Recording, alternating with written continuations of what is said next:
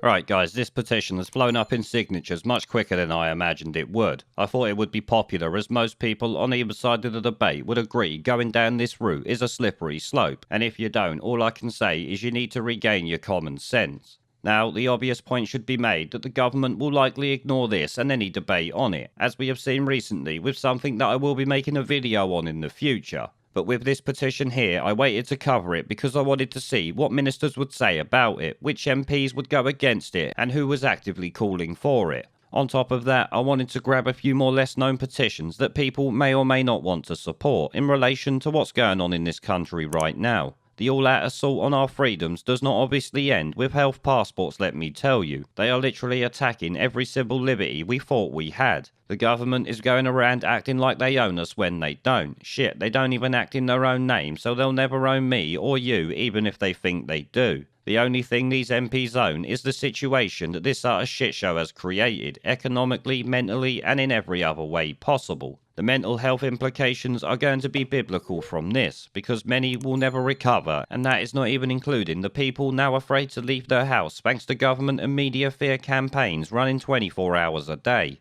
It is no secret at this point they have spent untold millions pumping out propaganda not to comfort you or ease your pain, but to heighten your sense of mortal danger, which for the most part has failed miserably, but still for many people has almost certainly ruined their lives. I mean, let's be honest, kids are even afraid to go out of the house now, it's claimed, so the shit show from that will once again be put on the government's head by many, and on all politicians in the mind of those who blame both, and rightly so. They all have equal share in this clusterfuck that we will call 2020 onwards, if you ask me. But back to the petitions, obviously the do not roll out the vaccine passport one should be supported on both sides of the vaccine debate. I don't care if you love the vaccine, hate it, or any of that. The government or anyone dictating entry into a place based on private medical information or medical information at all should be a big no-no to everyone. First and foremost, it's discrimination in every sense of the word, and in my mind should be prevented under the Equality Act 2010, Human Rights Act, or just common sense for fuck's sake. Secondly, it is essentially some social credit system like China or some shit, which before last year would have been unthinkable in this country, or indeed anywhere in the world to be honest. That in my mind should always remain the case. At the end of the day, if you want control of your life dictated by the state, jump on a plane to China. The UK borders have been open since day one. But on top of that, it will harm any economic recovery in this country by excluding people from helping drag it out of the disaster that these dumbfuck politicians have made it. Our government obviously can't do anything about other countries doing shit like this, but we should never have it here for reasons I've already stated, and also because it could end in something 10 times more draconian than even this. Just for a moment, imagine what Labour would do with this sort of precedent if they ever got in power or the ability to rule by decree, as Steve Baker and others have pointed out previously.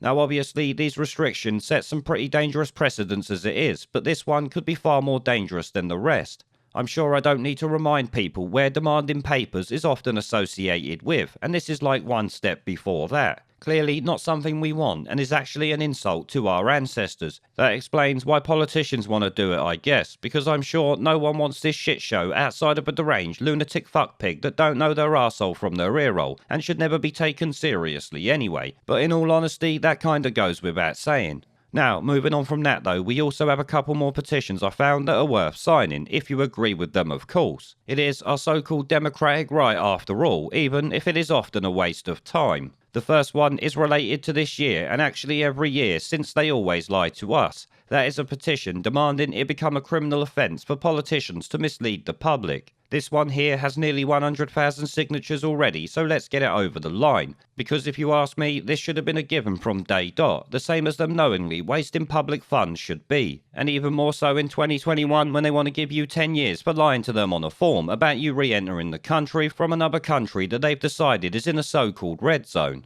But on to the next one, which is back on COVID and the restrictions we live under, so it's about retaking our liberty. It has 33,000 signatures and states the Emergency Coronavirus Act should be repealed. All tiers and lockdowns abolished, never to return, while focusing help on those who actually need it, and sorting out the education after sacrificing our children to do this shit. A worthwhile one in my opinion, even if it is doomed to fail. Now finally, we have one here that talks about not letting salons close, but the same should be true of all businesses. I could not find one covering all businesses, so this one will have to do. Now I'm sure there's many more worthwhile petitions out there, you guys will have to have a look for yourselves. I will keep an eye out if I see any more. But the link to these ones will be down below in the description, along with my Odyssey, BitChute and the rest of my social media links, so go check them out, obviously if you're interested in them.